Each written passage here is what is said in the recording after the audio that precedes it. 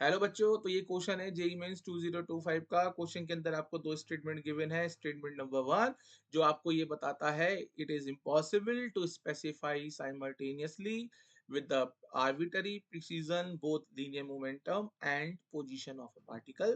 Statement number 2 में आपको बोला गया है if the uncertainty in the measurement of position and momentum are equal for an electron, then uncertainty in the measurement of velocity is greater than equal to H over square root H over pi into 1/2 है। तो आपको बताना है कितने statement आपके ठीक है, कितने स्टेटमेंट आपके गलत है।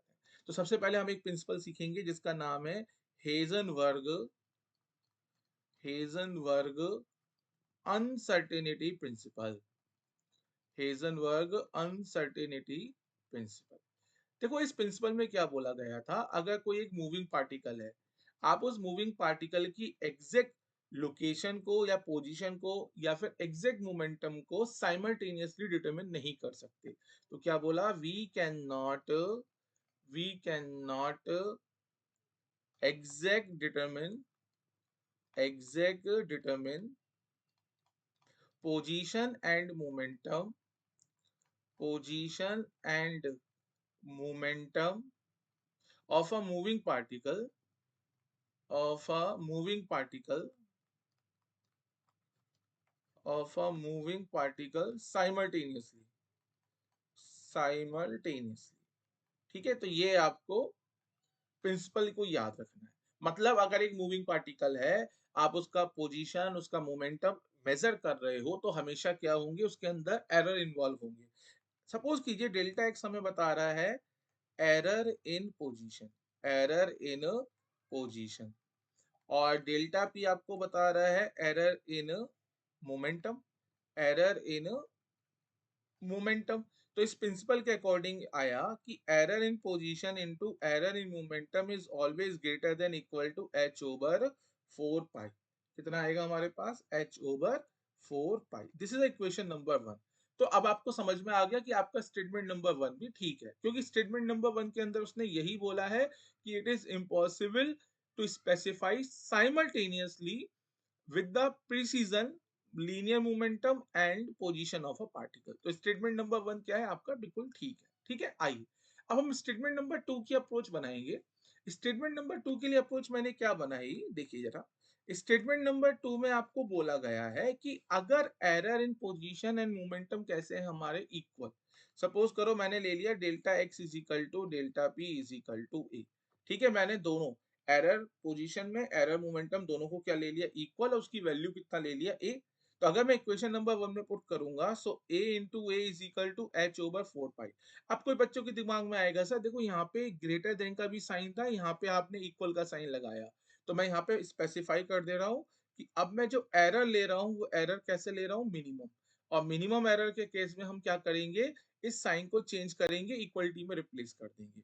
सो यहाँ से जो a की वैल्यू आएगी that is square root of h over pi into 1/2। This is our equation number two. अब देखो, आपको पता है what is the formula momentum.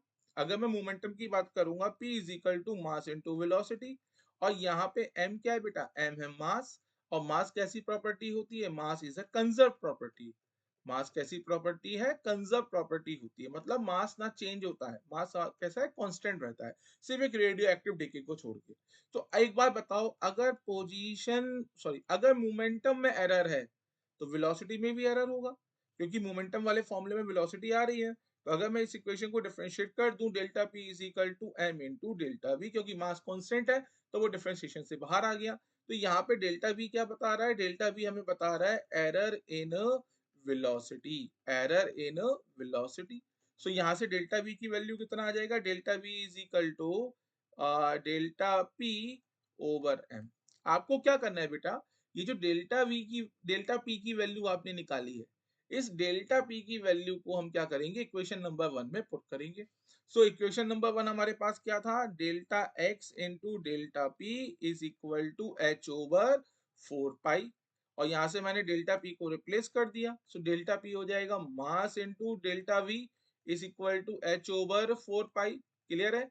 और यहां से बेटा अगर आप देखोगे, डेल्टा एक्स की वैल्यू आपको पहले से पता है, देखो जरा, आपने क्या करा था delta x is equal to क्या ले लिखा है a और a की वैल्यू कितनी है square root of h over pi into 1/2 तो मैं डेल्टा x की वैल्यू को यहाँ पे पुट कर देता हूँ सो डेल्टा x की वैल्यू होगी आपके पास square root of h over pi into 1/2 into mass into delta v is equal to h over 4 pi clear है कि नहीं है तो देखो आप इसको थोड़ा सा सिंप्लीफाई करो सो यहाँ देखो मैं इसको ऐसे लिख सकता हूँ square root of h over pi into 1/2 into m into delta v उसको मैं लिख देता हूँ 1/2 का स्क्वायर और square root of h over pi का square I think same value इसको मैं इस तरीके से भी लिख सकता हूँ तो देखिए यहाँ से क्या क्या कैंसिल होगा सो 1/2 से 1/2 कैंसिल होगा square root of h over pi से square root of h over pi cancel होगा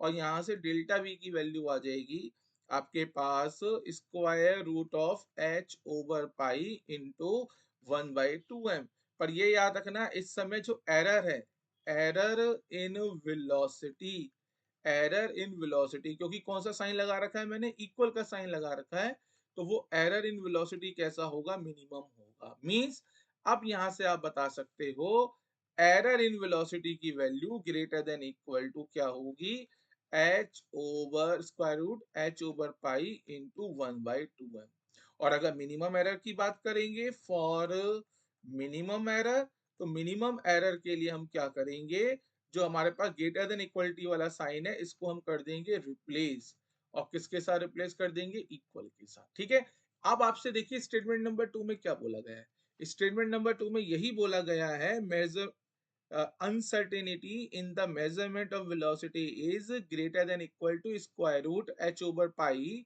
into 1/2 it means statement number 2 भी हमारा सही है तो इस क्वेश्चन का आंसर क्या आ जाएगा इस क्वेश्चन का आंसर आ जाएगा option B both the statement 1 and 2 are I hope question आपको समझ में आया होगा बच्चों थैंक यू